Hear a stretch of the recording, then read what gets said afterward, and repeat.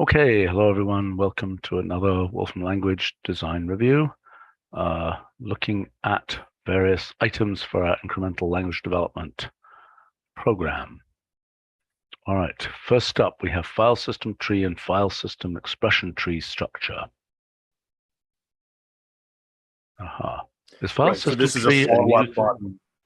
Yeah. Yeah, this is for the 13.2 review for trees. Okay. So file system map would normally has various kinds of options for determining the base directory, the depth, and it has like two ways, does it not, of showing the results. Hierarchical keys in data sets, and something where the inner keys aggregate the whole path. Is that correct? Do we have somebody who knows about file system map? Yeah, that'd be There's me. an optional argument. Yeah, there's an optional argument basically for how there's both an argument for how deep you go, and also an option for how nested the output should be. Okay, but in this case with treeing, we expect that at each node, it will just be a directory name. Unless you specify that argument where you flatten it further. Okay, but I don't understand this. Why are we copying? Why is the edge named the exact same thing as its destination? Well, the data of the nodes is actually the absolute file path. Okay, but why are we displaying? Edges are just the file name. Why are we displaying the file name on the edge redundantly? It seems silly to me. That's what I'm saying. It gives no new information, does it? No, I mean, it's completely obscure. It's just executables math and then 2948. I don't understand that. What the heck is that? So this was file system map of file byte count. So the leaves are byte counts. Oh boy. So wait, so the intermediate, I don't know what the intermediate nodes are the names of the directories, and the files are integers. Yeah. Mm-hmm. Well, if this is what we're doing, we should not label the intermediate nodes. They should just be generic. Because otherwise we're going to repeat, in other words, if we're using the edges to well,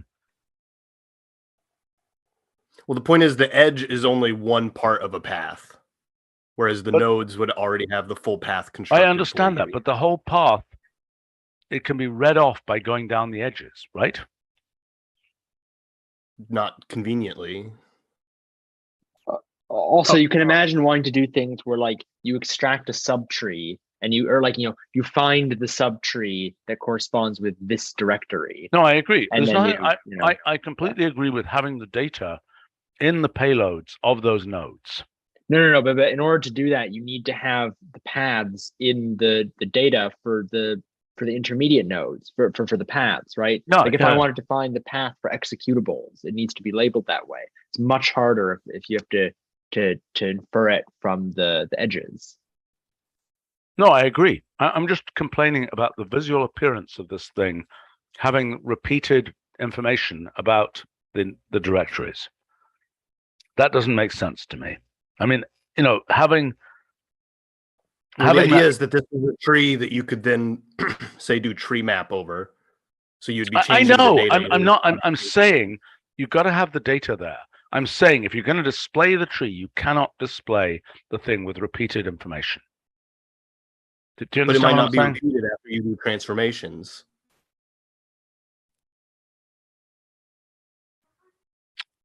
Wait, is that only by that, do you mean that you would take this and then do something to it and then it wouldn't be repeated? Or do you mean that there's something that you can do in the input? Right. Like imagine you mapped file byte count over the whole tree.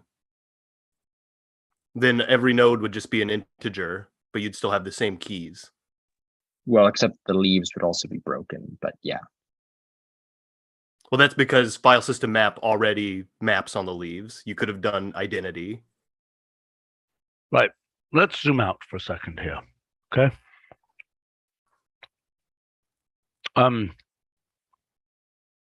Okay. What are we trying to do here?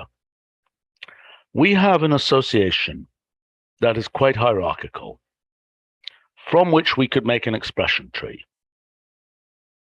We want a more convenient tree-like structure for representing file system results, right? Yes. Now, the structure we have up above, I mean, what's the alternative thing that we can do in file system map that shows different whatchamajigamies keys? Like comma one at the end. Yeah, comma one would flatten down to a single association that has potentially 2 levels for each key. Okay. So if I go to level 3 here and I flatten to level 2. Okay. So one question is what the right way to have a tree structure that is formed from nested associations. What other things do we have that give nested associations?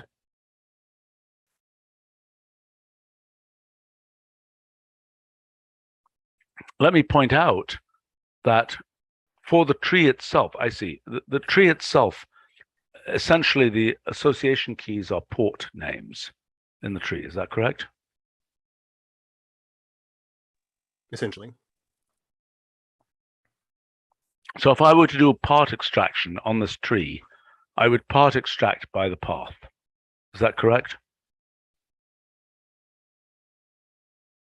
Correct. How would I actually do it? What do I actually do? I say tree extract. Yeah, copy that tree.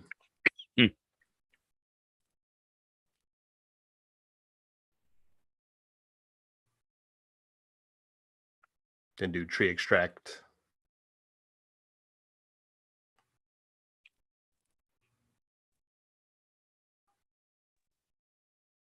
Yeah, tree extract of that tree, comma. Like add-ons. Let's do bin Wolfram desktop. So how would I do that? I would say bin. Would I say this? Bin, comma. Mm-hmm.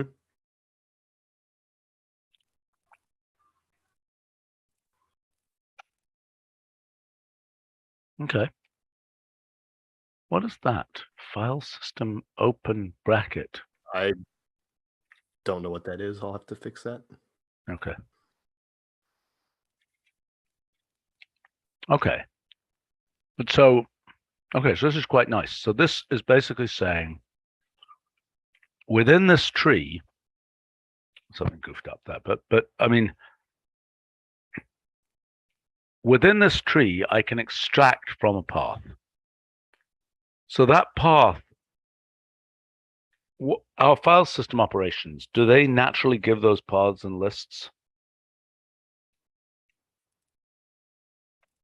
In other words, if I say directory, well, let's just do installation directory instead. It's going to be more interesting.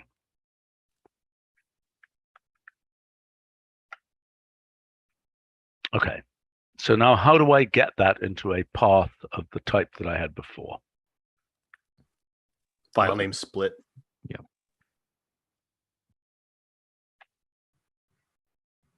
Okay, which includes a null one at the top. Okay. Mm-hmm. I wonder what this does here.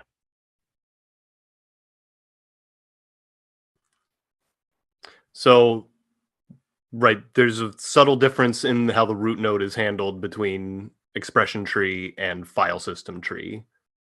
So expression tree eats the output of file system map. So it doesn't have any information about the actual root directory that you gave. The file system tree has the root directory in the root node.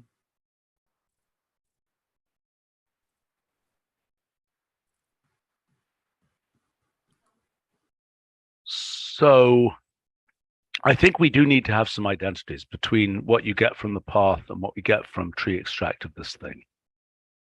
So we need to think that through. Am I making sense? Yeah. Okay, so let's look back at this. So what you're basically doing is you're taking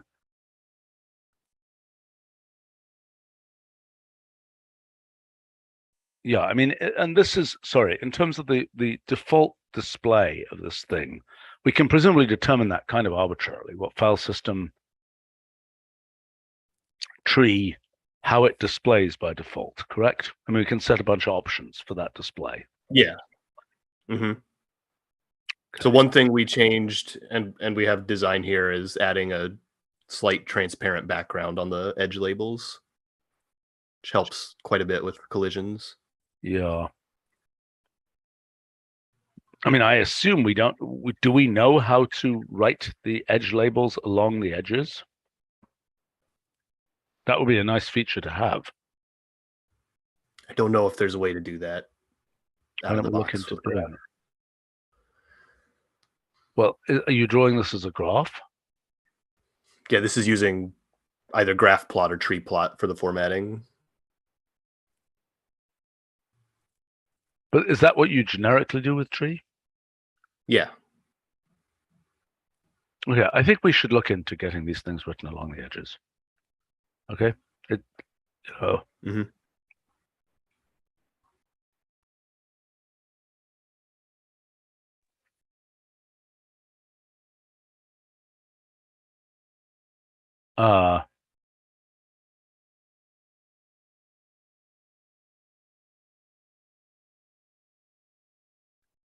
Okay. Well, so what else do we have to figure out here? So file system tree takes the same arguments, presumably, as file system map. Is that correct? Except for the first argument. It doesn't take a function to map. Yeah, right. And there's an identity between tree map and file system. File system map is tree map of file system tree. True statement or not? Except that the data structure that is returned. So here's a question. How do I convert from the nested associations to a tree and back again? You would do expression tree of the nested associations, comma file system, and then convert back using tree expression. Yeah, but what about I just want nested associations in general and not specific file system. You use the string association. The string what? Association. Okay. Have you used this for anything in practice? Has anybody used this for anything in practice? Like if I want to copy, if I want to rearrange my file system tree, is there a realistic way to do it? Is there a way to copy, trees to trees and things like that? Are you wanting changes to actually be written to the file system? Or I don't know. It's some way to specify the commit. But also, I'm wondering, in terms of file system tree, whether this kind of tree-like structure, how do I format this to be a side tree, so to speak? Do you understand? Tree outline. What's that? Tree outline. No, I don't mean this. I mean this thing opened. No, I don't mean this. What is that? What's going on there? Do you want it with all the openers already open, or? Look, I'm not sure this is the right format, but I mean, Do you want layout right? Let's just see. I just said this. What is it called? Tree layout right? Yeah.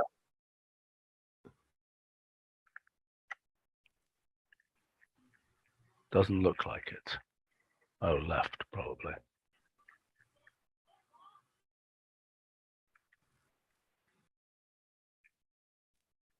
My gosh, why did it get so Spacing on ridiculously that's big? kind of intense. Yeah, why did it go? This is just crazy.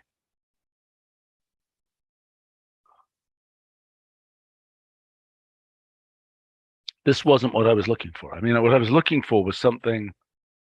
I mean, look, this is not a good design for what this produces.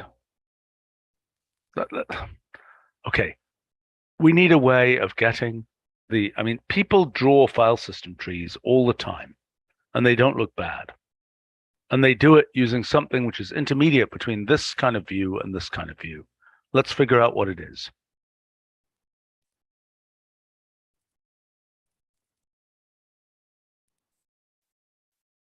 Am I making sense? Something like a file system explorer, whatever you would have on a Yeah, traditional desktop. yeah, yeah. I mean, that's what we want to have here, is something, you know, there are different tree views. Rick, you can use voice. Yeah, just put something in chat, shows an example. It's basically the code that creates the file tree in the Packet resource notebooks.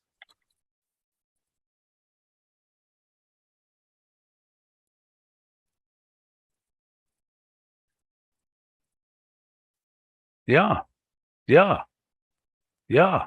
This is the kind of thing we want. Beautiful.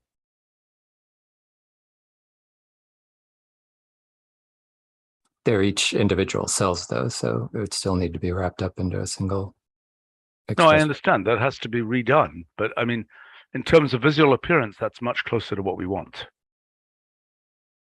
I mean, this is specifically a file system play, so we should make it look like, and you know, file systems have been around for 50 years, and there's lots of development of how to display things in file systems, in like finders and things like that, right? We should make use of that.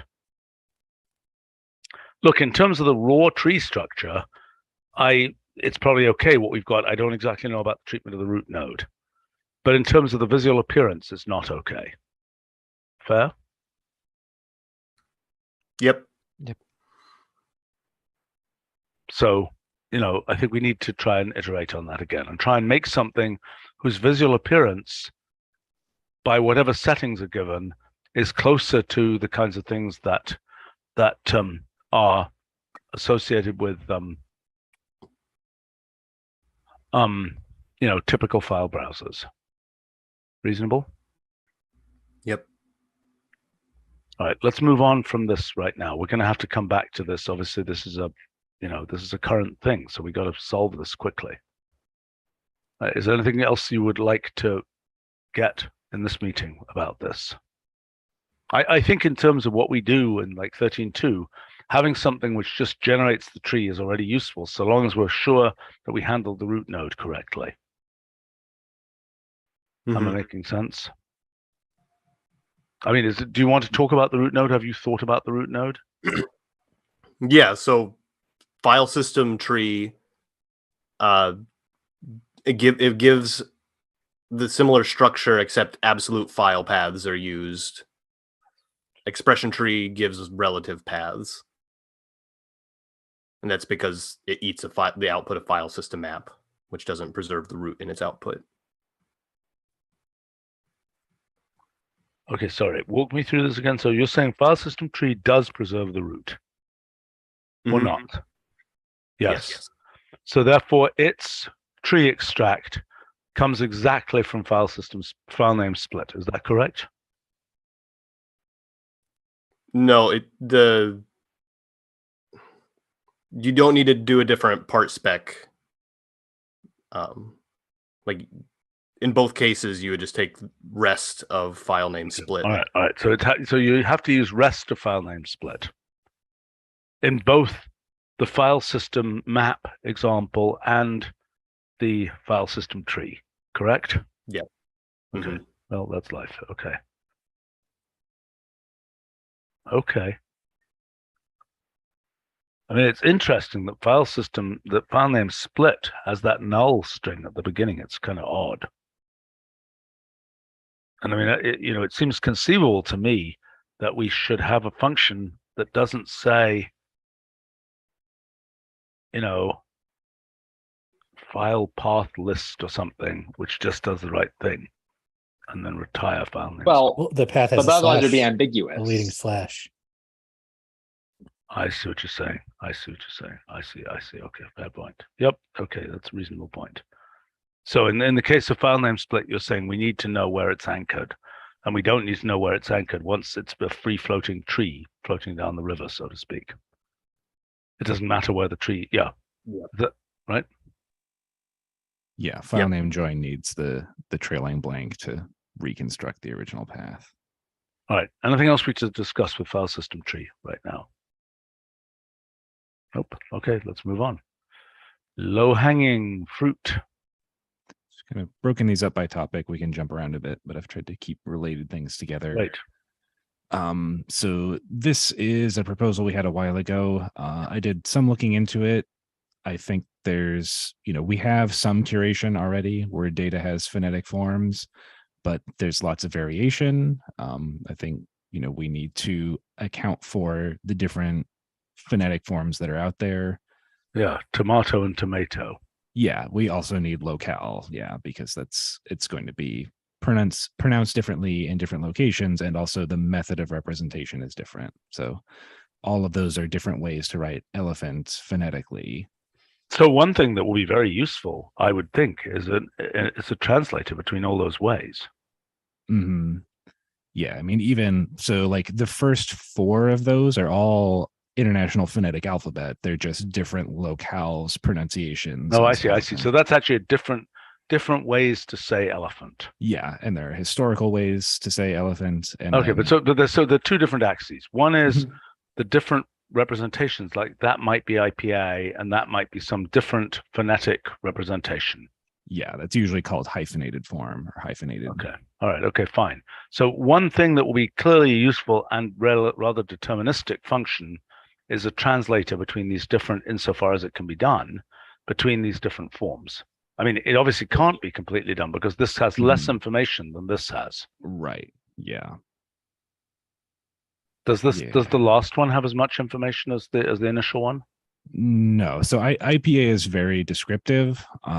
So the other one that's really interesting is SAMPA, which is basically a machine readable form of IPA that uses ASCII. It's really difficult to read for humans because you get ampersands and open brackets as ways of inflecting pronunciation. But there are translations from SAMPA to IPA and from IPA to some of the phonetic. And presumably, does our speak function work with any of these things? Does our speak function work with IPA? I don't believe it did the last time I checked, but I haven't. It may not be possible. I mean, I don't know it depends how the synthesis works. Yeah. But okay, I'm not sure it's been trained on, glottal fricatives and things. Yeah. Yeah. But so my question, do we have Alan or anybody else from the linguistic curation effort here? We don't at the moment, maybe. Okay, all right, so fine. So, I mean, look, the basic point here is,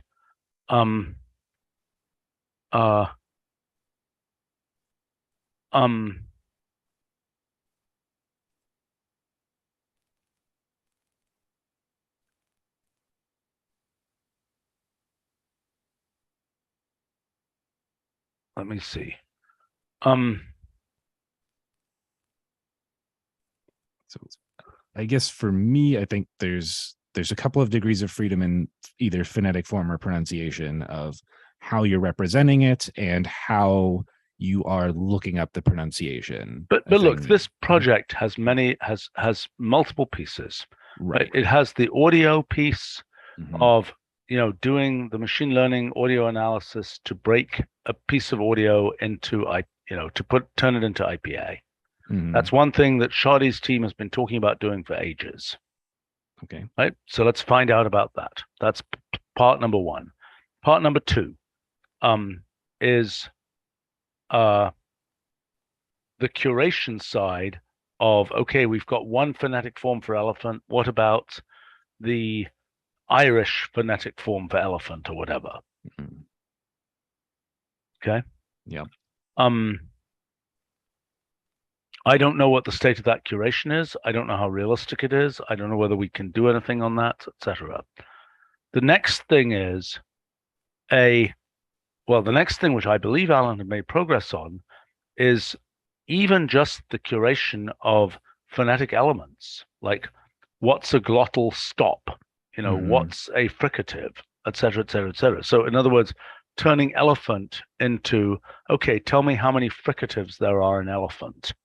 Yeah, basically curating phones and then having method and place of articulation associated. Yeah. Yes, exactly. And being able to make, the picture of the mouth picture, all those kinds of things. So, I mean, I think this requires a discussion with Alan and those guys, and Alan and Shadi and you guys. And I think for, the part that is more pure text manipulation is things like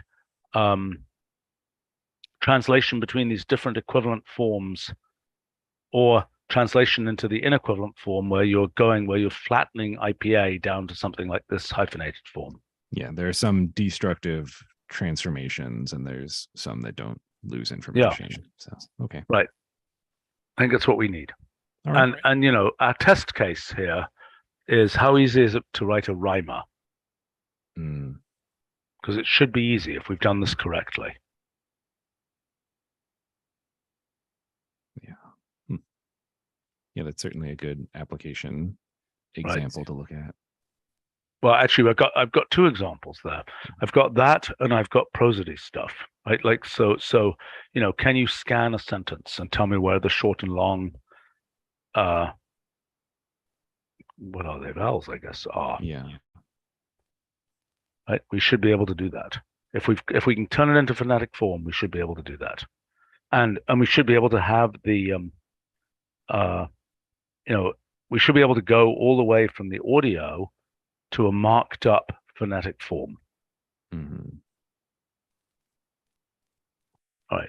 I mean, this is something we've been working towards for ages. I think we should also check that the things we're doing really cover the things that like people do in phonetics classes and stuff like this. Okay. Yeah. I mean, I dusted off my old linguistics textbook when I was looking at this. It definitely, there is some overlap there. Yeah. We need to be able to do, I don't know. I mean, I've got some textbooks somewhere here about phonetics, and we need to just be able to, do everything that's in there. All right. We should be able to. Yeah, I will check in with the relevant parties and we'll see if we can get a status update for everything together.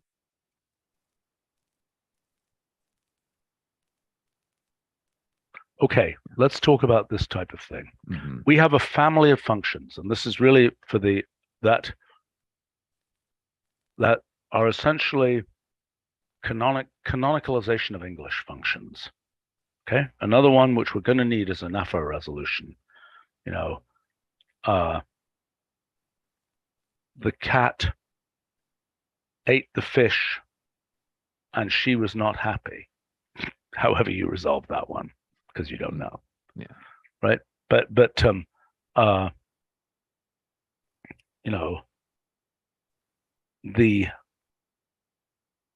I'm gonna make up other ones that don't work. And in modern times, pronoun resolution has become even much more difficult.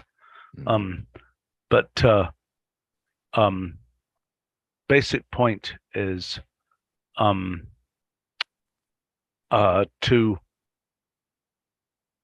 we're going to basically take a piece of English and make it as canonical as possible.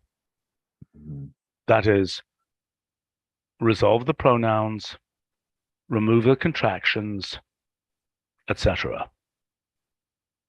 Yeah. This is an important precursor to some of the things we want to do with symbolicization of the language. But to me, that's a goal. This is one part of that canonicalization story. Okay. Yeah, I mean, so the example I have here is basically just a low-tech toy implementation of static replacement. And the immediate thing I ran into when looking at it is that a lot of English contractions have ambiguity in terms of tenses and conjugation. Yeah. And but it means it has to be more sophisticated. It has to actually do things like the pronoun resolution. Yep. So I was thinking there's either some ML or some other. Right. Well, so talk to the ML group. But I mean, in general, the goal has to be this kind of I mean, there's a well-known set in computational linguistics of these kinds of operations, like the pronoun resolution thing. There's like 4 of them or something. I mean, I don't think it's not a huge number. Let's try and figure out what we do to get towards implementing those. Okay. Yeah. I think it's helpful. Which to is know that going this to is- have some kind of machine learning entanglement. Okay. Okay. So this is a topic from a while ago. It is the notion of, so we have time objects. August 4th. Yeah, August 4th. How do we represent that? There are various ways that we've tried to do that in the past. There's an internal scheduling notation for things like scheduled tasks. And that's What is it? I mean, does it have blank 8-4? Because that would be the obvious thing to do. The pattern. Yes. And there are limitations with that because positional arguments only get you so far. Immediately, if you're looking Yeah, at I know. First holiday- Monday. Yep, first Monday, third, second Tuesday of the month, or first Tuesday that is not the first of the month. Things like that get complicated. We have a markup. Oh, sorry, go ahead. No, sorry. Go finish what you were saying. We have an attempt at more sophisticated language in date select, which we added a few versions ago, which lets you create a criteria based on various different date patterns, and we try and do some intelligent things to compile those down so that we're doing things a little more efficiently, but there's not a way to represent a date object as just a date selection No, criteria. I'm sorry. I got to comment on the fact that this stupid raft keeps on running away again. Yeah, you try and click on it and it disappears. Yeah. Over and over. Okay. Anyway, date select. Yeah. So the second argument is basically criteria that we have Mm-hmm. put together, and you can combine any number of things, which is very expressive, but it gets complicated quickly. And Yeah, but on the other hand, many of those criteria are in fact quite complicated. yes. So I think there's an example under applications for US presidential elections are. Right. So just out of curiosity, though, do we have already, Neat example. date objects that represent kind of many moments in time, like discontiguous moments in time? Because we already have granularities, but saying something like, January 1st, does that mean January 1st of every year? Or does that mean some sort of unresolved January 1st? And if you run absolute time on it, it will say failed or something like that. Yeah, we do not currently. All data objects need to be resolvable to a single instant. So I think what Christopher is implicitly suggesting is there could be some periodic granularity. Mm. I'm not sure about, well, maybe that, but I was going to say, I'm not sure it's the same thing as a granularity. No, I don't think Because the point is a granularity you can also turn into an instant. The question is, maybe this is a different head. It's not data object. Yeah, what we had talked about, something like date pattern would be useful, but date pattern's already taken and is something like in regular expression date pattern. But the idea of being able to say this is not a single date instant, but it is some representation of either a generic date or recurring date or a schedule notation. So, depending on what exactly the specification for this would be, could it also be some kind of symbolic date select or something like that? Yeah, I think that's what you'd ultimately want to do with, we kind of sort of can get there by doing date select on a date interval with some criteria inside it. So you don't explicitly have to generate the range, but it still is ultimately spitting back out a definite set of dates. And what you want for things like when meteor showers occur, they occur on a semi-regular basis.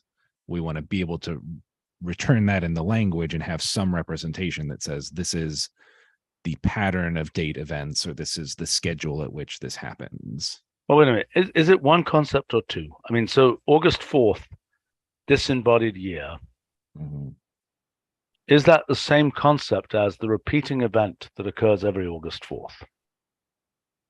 It's not obvious to me that they're It the same depends concept. on context, and that is kind of one of the tripping points there is, do we separate those out as, this I is think we should. I think we should all separate them. August 4th, or this is No. a August 4th? No, or- I think we should separate them. I think we should have a thing which is a generic pattern that matches any August 4th. Mhm. And then we should have something that affirmatively says the groundhog comes out on this day every year. I think. In other words, I don't think it's the same thing. I think one is a pattern and the other is a recurring event, a periodic event. Mhm. Just like granularity gives you a contiguous event. So the distinction is one of them is just ambiguous. It's like you don't know which August 4th versus Exactly. every August 4th. Right. And if you say, does it match that? You can answer that question. But if you say, make it happen on that day, or you could say, when's the next one of these? Yeah, you see, that's the point. That's the point. When's the next one of these with a pattern makes perfect sense. Mhm. If the groundhog, whatever the heck it is coming out every year at the same date, which I don't think they do. I think that's sort of the point. Then saying what's the next one, well, you could say what's the next one of that sequence, I suppose, but the sequence goes on forever. I don't know, that wasn't very well described. Okay, so the first question is the generic August 4th. Mhm. So, okay, date select is taking a pre-existing sort of date soup Yeah, and it's is taking fishing out of it. a definite set of dates as Right. specified one way or another. Right, as opposed to allowing it to go into a trillion AD. Right.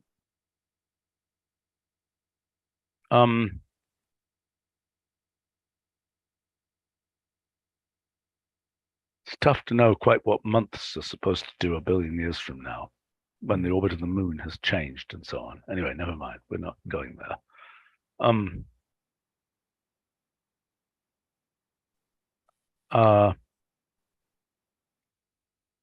Well, let's see. I mean, I think this is a worthwhile thing for us to explore. I'm not sure that we're. Yeah, so we got the thing we have currently called date pattern, unfortunately, is something different. Mhm.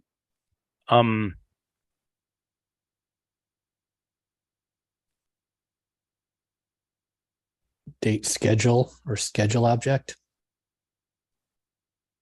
That's possible for the one that is that represents the repeating thing. Right. I mean, we could also just call it repeating date object.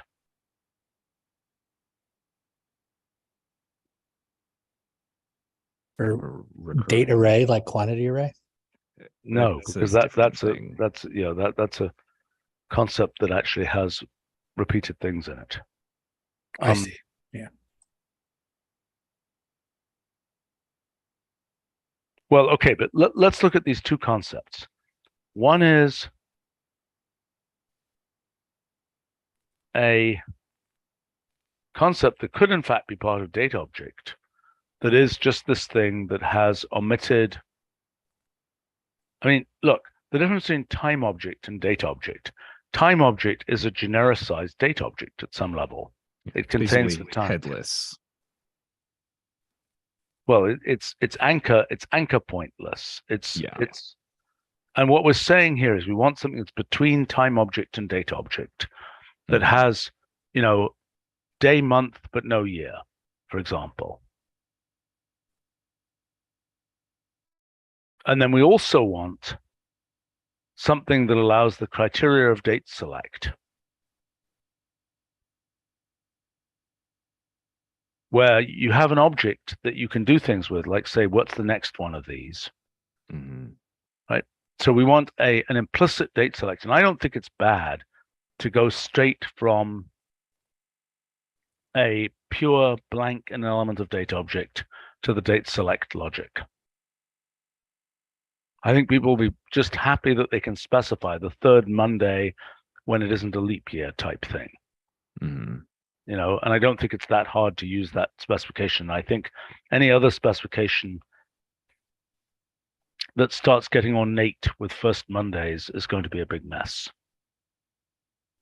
Therefore, what I think we need is something which is, okay, I think we need two things. We need a thing where you can just give a pattern, and we need something that represents, I mean, in other words, represents, well, let's just say generic date object for now. But it might be able to be put into date object itself. But I mean, let's say generic date object, it could be something like, you know, blank 84, or it could be something that says, and the syntax isn't right, but, you know, hash day name equals Monday or something. Mhm. Okay, and then for this, we need what's the way of getting the next instance of something? Next date or date plus potentially, but yeah. Okay, I'd but say- next date. So what's the next? How do I get the next instance of what's a thing I could get the next? you could say Monday on there actually, and you get the next Monday as a symbol.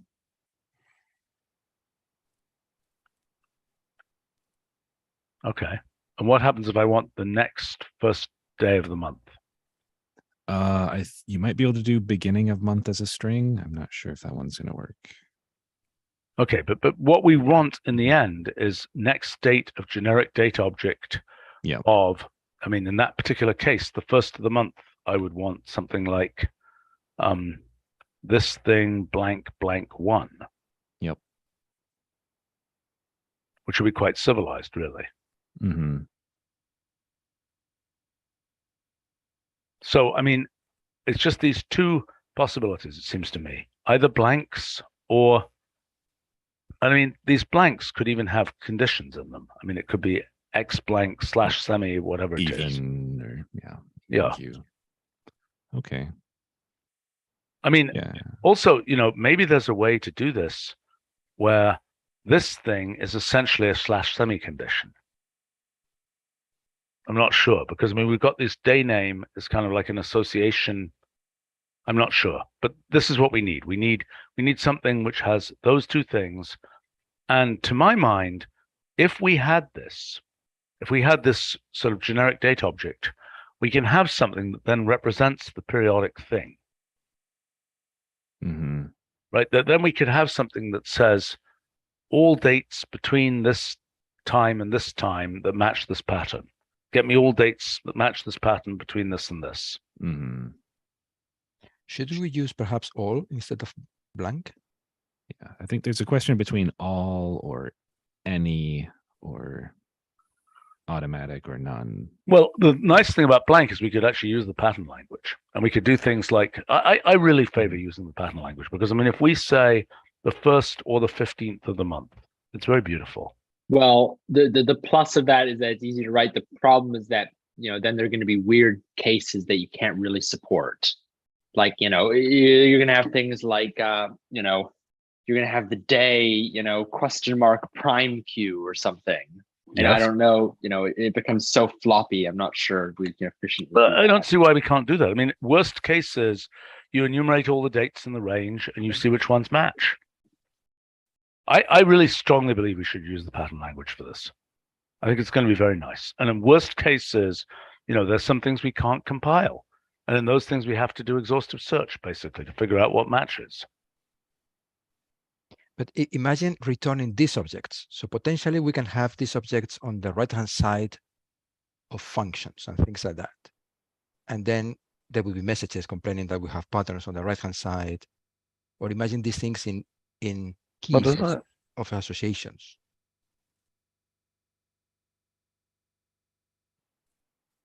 So I'm worried that we are going to have interactions between patterns and other functions that are not expecting patterns.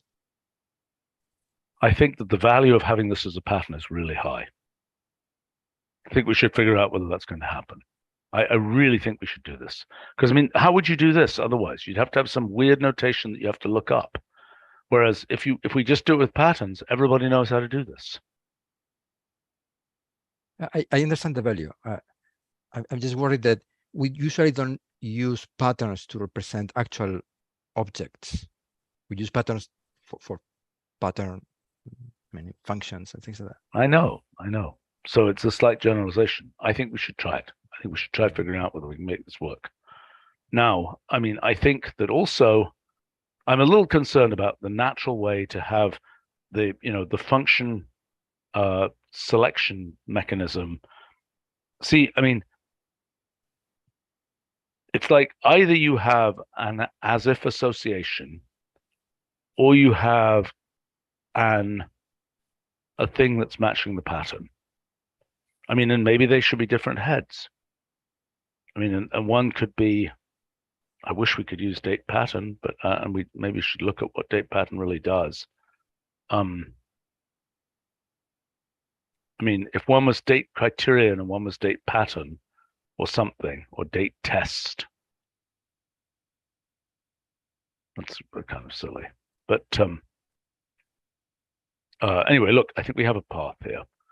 And I think then, again, we got to have a resolver that says, given the generic, tell me everything that matches that within a particular interval. That's probably the most important thing. Because, I mean, knowing it for the infinite future a million years from now is kind of irrelevant. This is effectively what they select does now. Yeah, on a date interval or something like that. Can you do like relative computations between them? How long is it from A September 3rd to A September 12th? Yeah, that's an interesting question. I mean, that's essentially regions in what we're getting is it's sort of a temporal logic-ish type thing. That's a good question, right? The minimum distance from one generic object to another.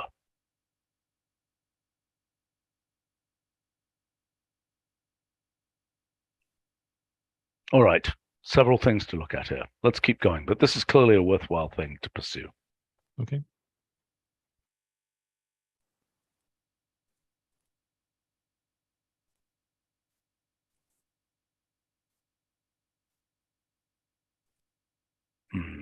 We never did this, did we?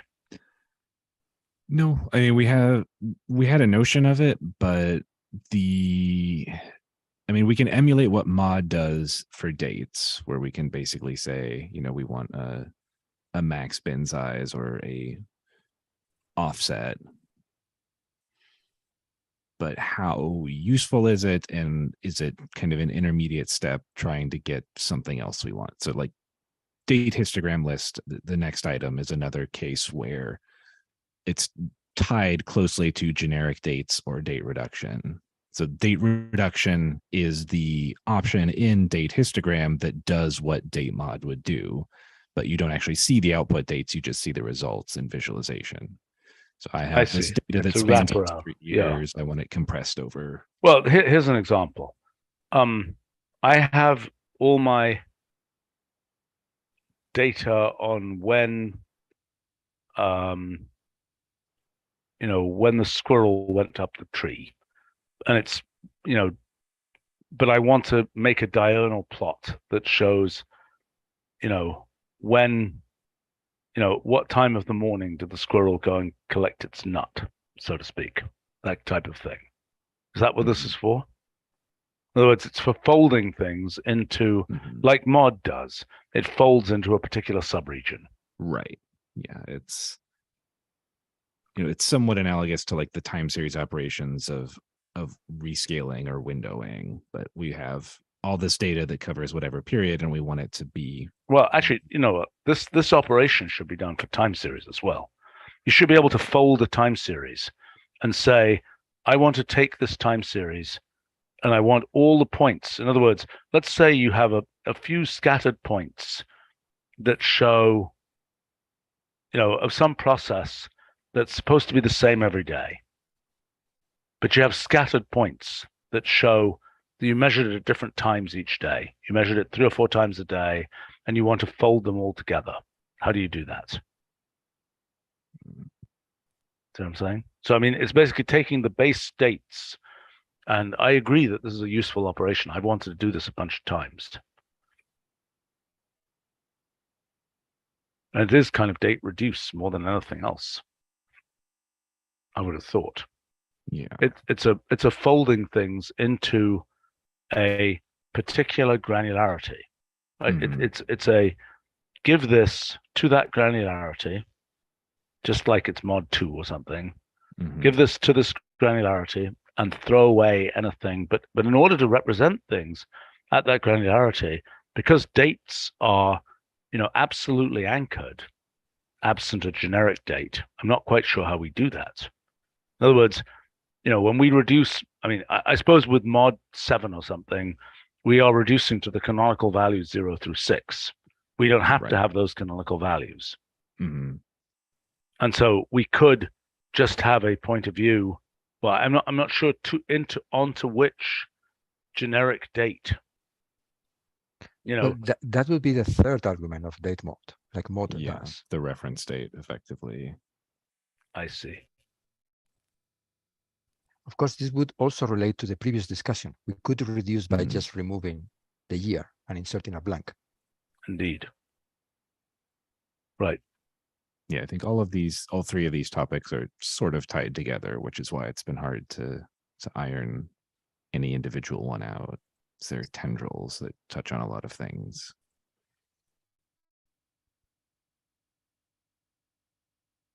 Right. Well, clearly, okay. We need a generic date that's not anchored by, and the question is, does the generic date simply blank out one of the elements of a data object, or can it be more elaborate than that? Because in the modding business, we're simply granularizing. Could we reduce mod 10 days in the whatever it was, the French Revolutionary calendar or whatever? No, maybe they had hours. Maybe they messed with hours. I don't remember. But somebody has invented the 10-day week. Yeah. They had it in the French Revolution calendar. Yes. Okay, fine.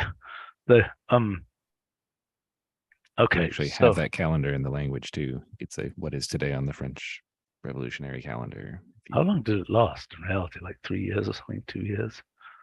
I thought it was a few years. 7, maybe. Oh, really? Wow. People didn't like weeks of 10 days if they only had one holiday. Right. It lasted one Robespierre. Right.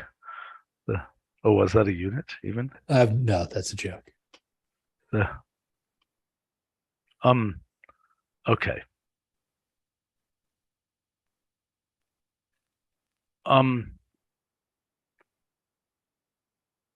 So okay, but so we're not seriously imagining that we reduce mod 10 days.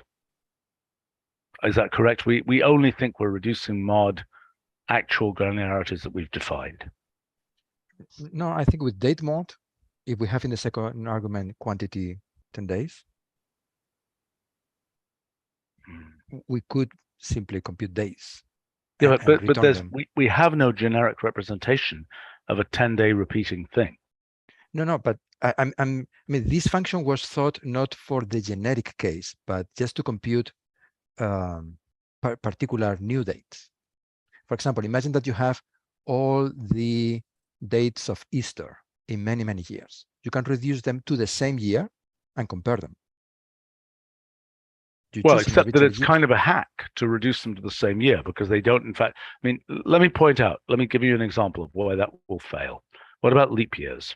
You reduce them to the same year and oops, one of them has a February 29th. What do you do? Well, but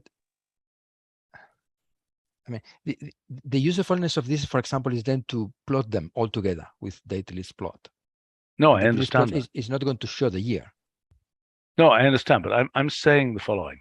I'm saying I consider it a hack to do the reduction all to 1900, let's say. Okay. Yes, I understand that, but this is an operation that we have for numbers already in mode. So I think it would be nice to have it also for dates, just imitating what we do for numbers. No, I understand, but the point is that the number, okay, here's my point. It is not the case that a canonical mod block, so to speak, 0 to 6, let's say, because the integers have this sort of translation invariance property.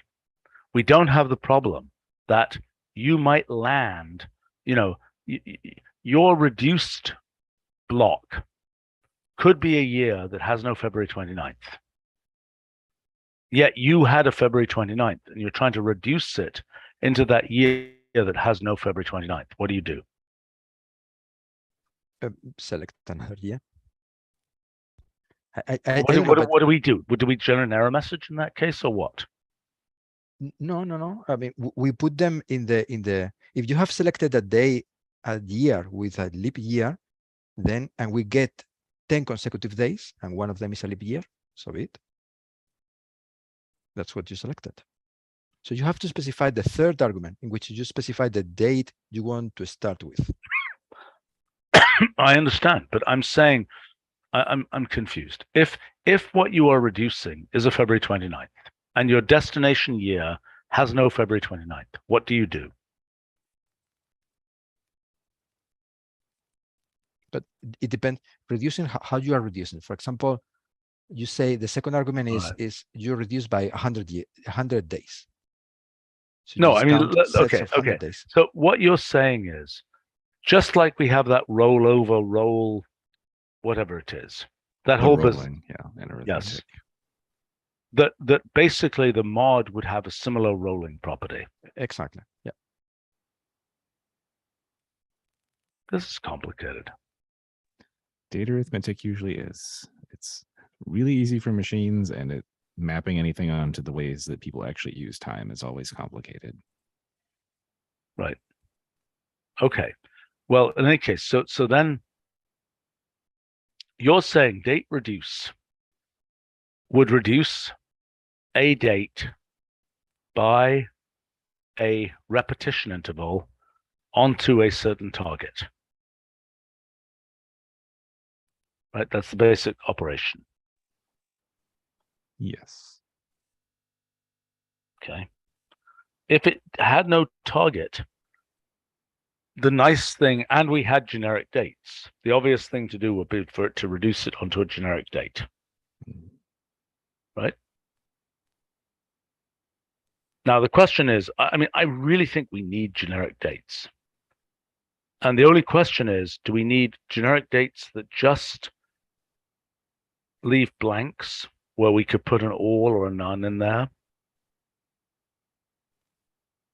I think days of the week are the big thing that are missing there. And we have symbols for days of the week, but we don't have a way to tie them in really well. I mean, you could. We don't have a first Monday way. We don't have a way to represent first Monday. We have a way to represent Monday. Yeah.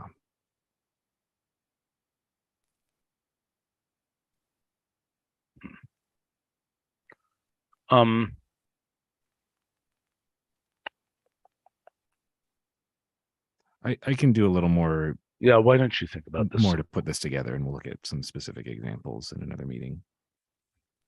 By the way, Dan commented on that live stream earlier in connection with the file system thing that it would be nice to have a button to open the file from this type of structure. I agree.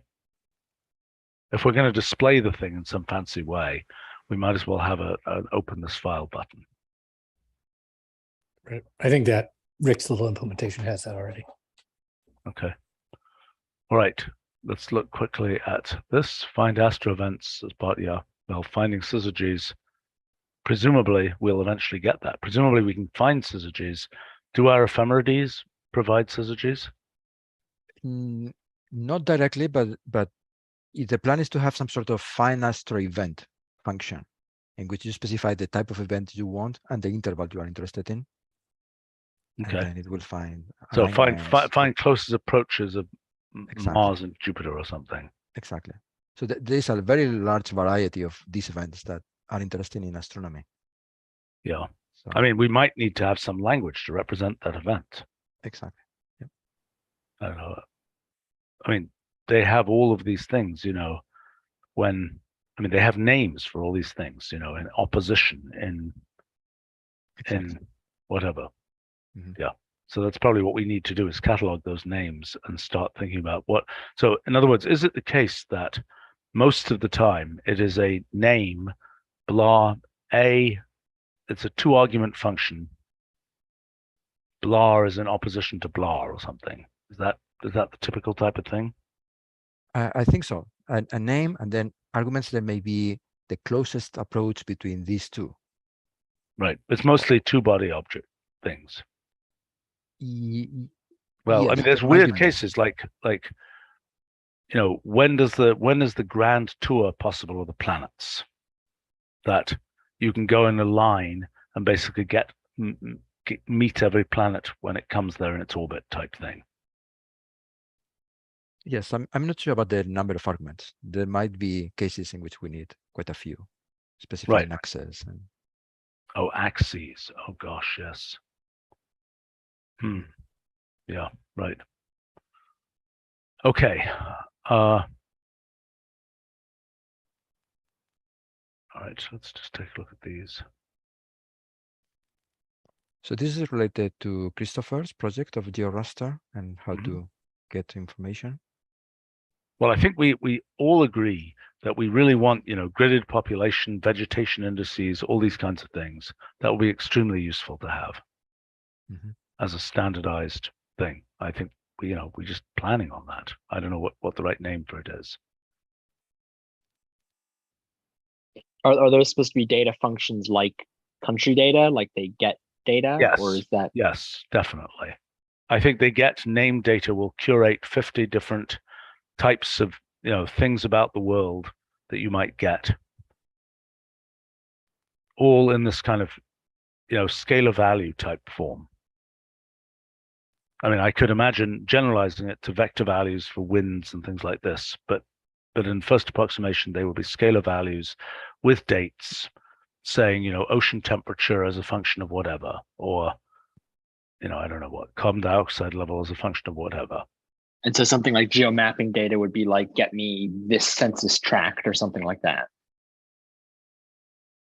Well, I assume these are mostly image related. I mean, these are mostly vector, scalar fields as a function of geoposition. We have the precedent, for example, of geogravity model data that reports vectors too. Gravitational field or the magnetic field. We have also Yes. I see. So, okay. So what Christopher is asking is something more like geogravity data that gets richer data that could be numerical data, not like from a census tract, for example, rather than what I was imagining, which is sort of big swaths of image data. Well, these are two. Maybe these are definitely two different things. But I mean, one of them is right. I think we're using vector both to mean vector fields, and vector is in like a polygon, right? So like right. I mean, right now though we have ways of doing the polygon case just through entities, so that's probably the way to do it. That's what I was going to complain about. So yeah, right. But what we don't have is, given this region of the Earth, I just want to see the I don't know, the type of rock or something as a bitmap. Well, we kind of do through geo image, right? Like if you had lots of geo servers and so on, you kind of do through geo image. But the problem is that there's also stuff like Jose was mentioning, vector valued images or rasters. Although we could hack that with different color, with a they also got hyperspectral and things as well. So I mean, the fact that the question of what the representation, whether the hyperspectral stack represents elements of a vector space, or what kind of a vector space it is, seems like it's a second order issue, because I can imagine some weird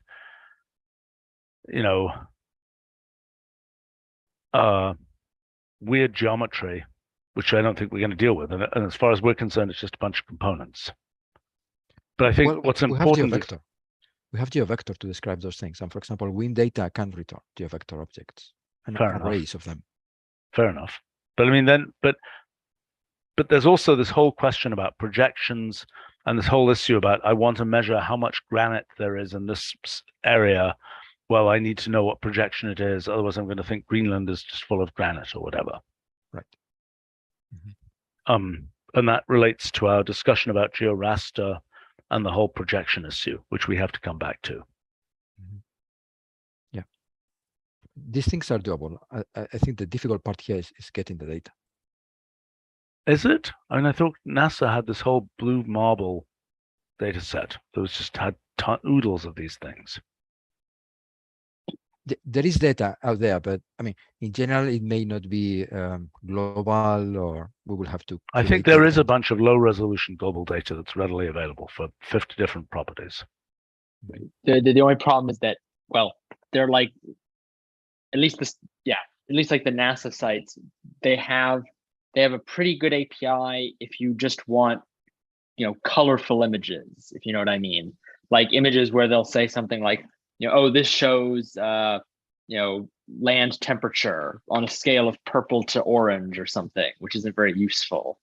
If you want to get the actual raw data, there are some APIs, but from what I can tell, they're kind of complicated, and they're very like, you submit a job and then it gets completed a few minutes later and stuff like this, where it's not clear. So we'll have to cache a bunch of these things.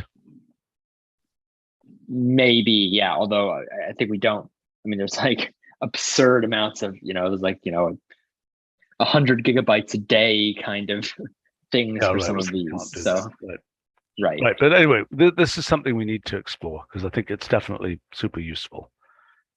GeoRectify, that has to do with camera stuff, right? That has to do with an image. That has to do with a projection, something that we don't have, which is reprojecting. I mean, we have perspective transformations in images, don't we? We have image transform. So maybe we already have this if we had a named transform of some kind. You know what I'm talking about?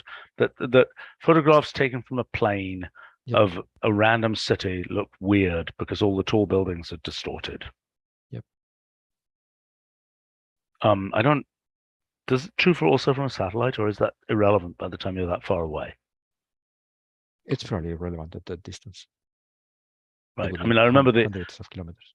Aerial photographs that one used to get before one got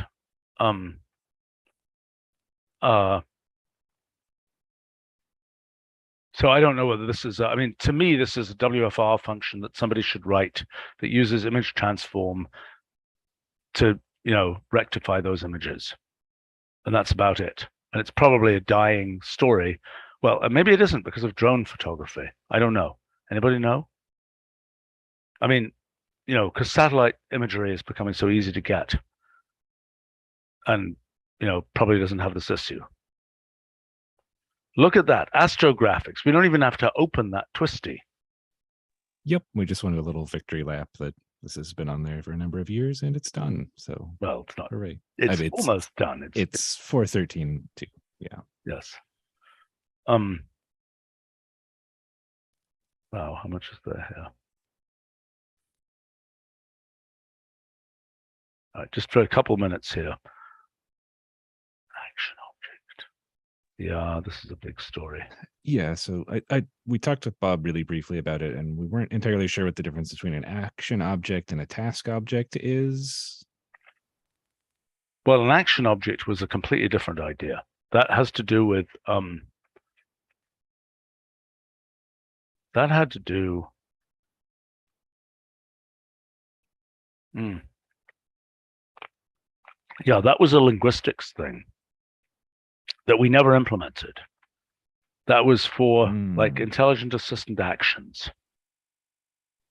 That was a way of representing, just like we have entities. And by the way, this is something that should come back in the symbolic discourse language business. In fact, I'd forgotten this thing, and it's useful and should be fed to, I guess, Johan and Michael Trott and people like that are going to be involved in that. It's just a way of representing this kind of verb construct. I see.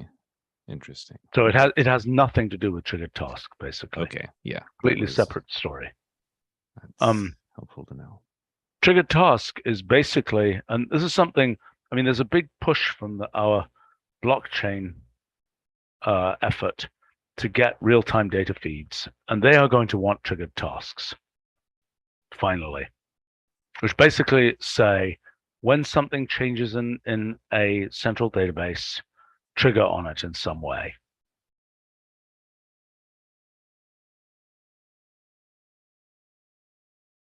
you know, and this is, I mean, somehow this is somewhat related to yeah,